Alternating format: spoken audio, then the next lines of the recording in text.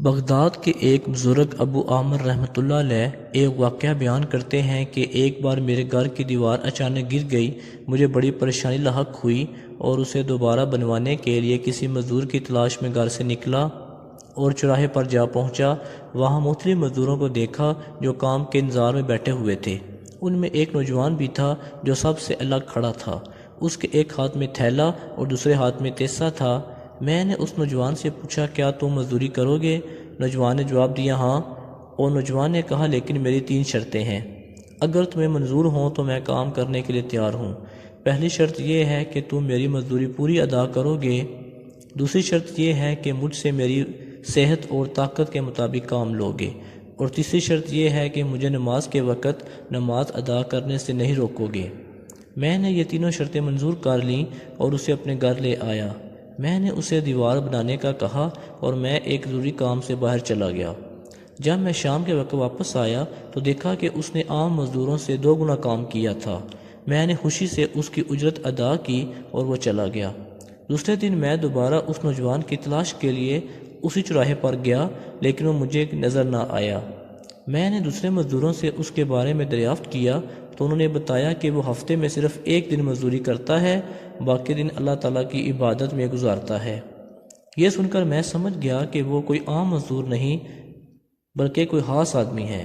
میں نے ان سے اس نوجوان کا پتہ معلوم کیا اور اس جگہ پر پہنچا تو دیکھا کہ وہ نوجوان زمین پر لیٹا ہوا تھا اور اسے سخت بخار تھا۔ میں نے اس سے کہا، میرے بھائی، تم یہاں اجنبی ہو، تنہا بھی ہو اور بیمار بھی ہو۔ اگر پسند کرو تو میرے ساتھ میرے گھر چلو اور مجھے اپنی خدمت کا موقع دو۔ اس نے انکار کر دیا، لیکن میرے بار بار کہنے پر وہ مان گیا، لیکن ایک شرط رکھی کہ وہ مجھ سے کھانے کی کوئی شے نہیں لے گا۔ میں نے اس کی شرط مان لی اور اسے اپنے گھر لے آیا۔ وہ 3 دن تک میرے گھر قیام پذیر رہا، لیکن اس نے اپنے ساتھ لائی ہوئی چیزیں ہی کھائیں اور مجھ سے کسی چیز کا مطالبہ نہ کیا۔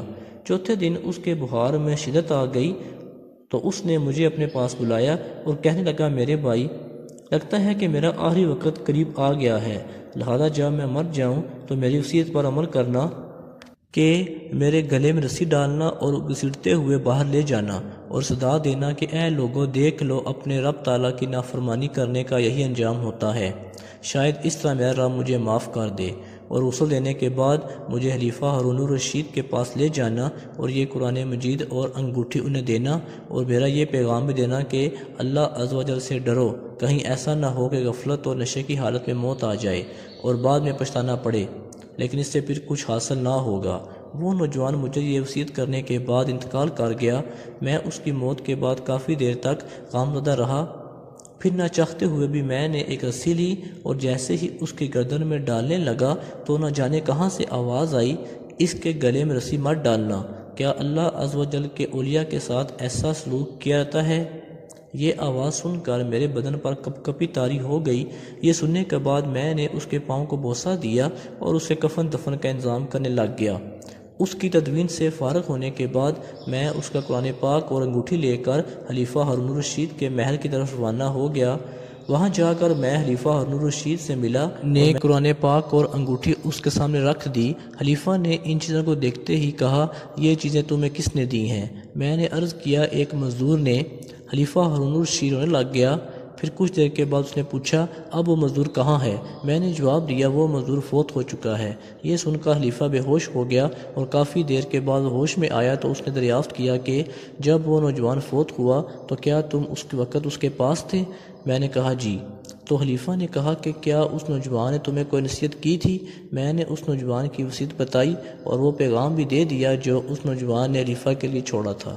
جب خلیفہ نے یہ ساری باتیں سنی تو مزید غمگین ہو گیا اور اپنے سر سے عمامہ اتار دیا اور کہنے لگا، اے مجھے نصیحت کرنے والے، اے میرے شفیق۔